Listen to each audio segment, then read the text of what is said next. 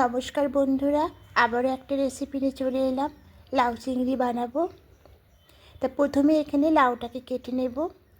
লাউটা খুবই বড় সাইজের ছিল আর একদম কচি টাটকা লাউ। তো এটা আমি আধখানাটা ব্যবহার করব। তো এইভাবে করে পাতলা পাতলা করে পুরোটা কেটে নেব। এবার চিংড়ি মাছগুলো বেছে নেব। তো প্রথমে পরিষ্কার জল দিয়ে ধুয়ে নিয়ে এসেছি। আবারও বাটির মধ্যে জল রেখেছি, জলের মধ্যে চিংড়ি মাছগুলো নিয়ে নেব। এবার প্রথমে মাথার দিকটা একটু বাদ দিয়ে দেব, দিয়ে এবার কাঁচি দিয়ে শুরগুলো কেটে নেব। আর উপরের দিকটা, পিঠের উপরের দিকটা এভাবে করে একটু কেটে নেব, দিয়ে সরু মতো একটা ময়লা থাকে, এটাকে বার করতে হবে। তো চিংড়ি মাছ বাছতে প্রচণ্ড সময় লাগে, আর এভাবে করে পরিষ্কার করে বাছতে হবে। তাই সবগুলো চিংড়ি মাছ বেছে নিয়ে আবার ফিরে আসছে। এদিকে লাউগুলো সব পাতলা করে কেটে নিয়েছি, ঠিক এইভাবে। এবার জল দিয়ে 2-3 বার খুব ভালো করে ধুয়ে নেব। খুব ভালো করে ধুয়ে নিয়েছি। এবার একটা ছিদ্র করা থালার মধ্যে নিয়ে নেব। এর মধ্যে নিয়ে নিলে তাহলে এক্সট্রা জল সবটা ঝরে যাবে। খুব ভালো করে ধুয়ে নিয়েছি। এবার এখানে লবণ আর হলুদ মাখিয়ে নেব।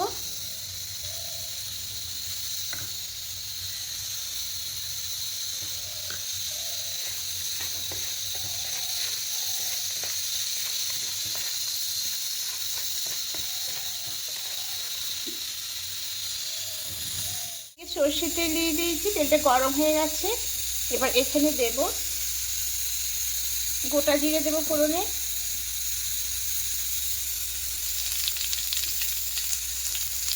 দুটো শুকনো লঙ্কা, তেজপাতা,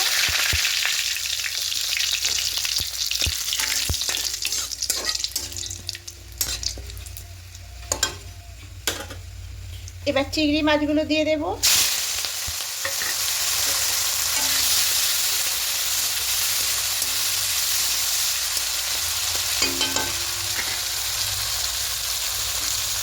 কাঁচা লঙ্কা চেরা দেবো।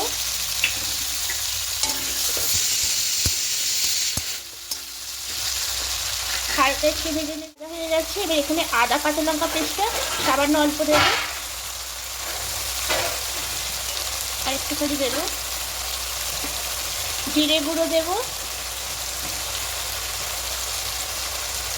হলুদ গুঁড়ো দেবো। খুব ভালো করে একটু কষিয়ে নেব।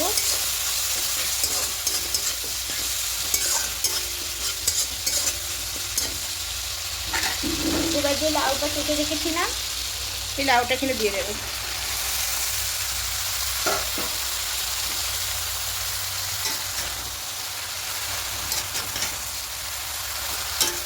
খুব ভালো করে মিশিয়ে নেব।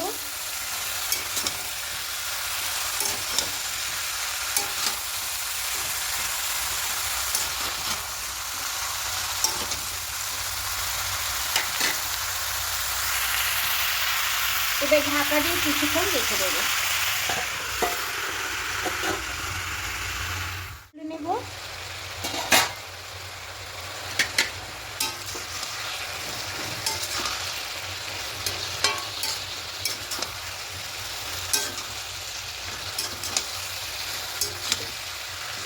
এবার এখানে পরিমাণ মতো লবণটা দিয়ে দেবো।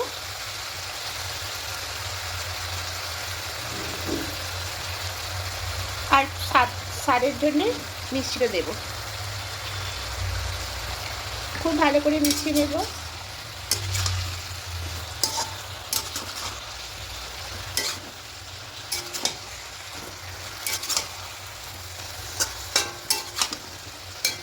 এভাবে খুব ভালো করে মিশিয়ে নিয়েছি। এবার ঢাকা দিয়ে আবার কিছুক্ষণ রেখে দেবো। নেব।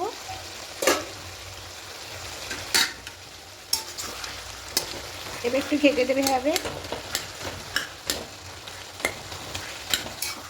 লাউটা একদম কচি ছিল, তাই লাউ থেকে অনেকটাই জল বেরিয়েছে। যে এই জলেতেই আর লাউগুলো সেদ্ধ হয়ে যাবে।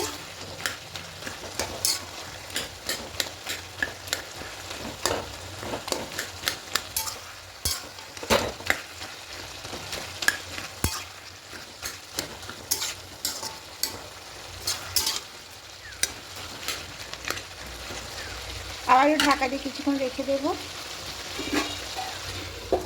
খুলে নেব।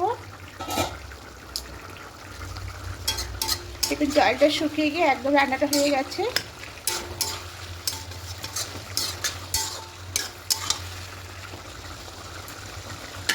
এবার গ্যাসটা অফ করে এটা নামিয়ে নেব। এবার একটা অন্য পাত্রের মধ্যে নামিয়ে নেব।